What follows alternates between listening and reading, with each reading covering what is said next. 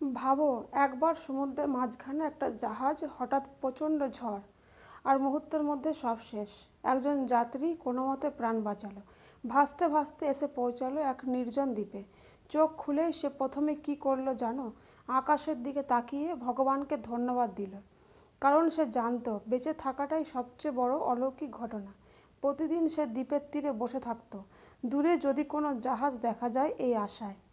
কিন্তু প্রতিদিন তাকে হতাশ হয়ে ফিরে আসতে হতো।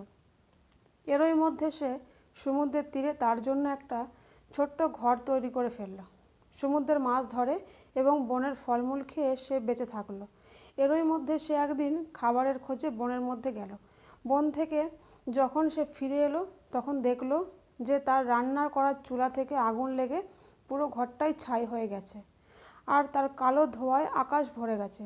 লোকটি চিৎকার করে উঠল, হায় ভগবান, তুমি আমার ভাগ্যে এটাও রেখেছিলে।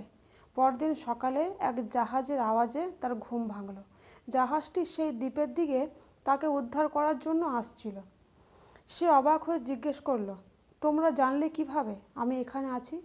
জাহাজের একজন বলল, গতকাল আমরা ধোঁয়ার সংকেত দেখেছি, তাই বুঝেছিলাম এখানে কেউ সাহায্য চাইছে। সে স্তব্ধ হয়ে গেল। যে আগুনকে সে অভিশাপ ভাবছিল, সেই আগুনই ছিল তার মুক্তির সংকেত।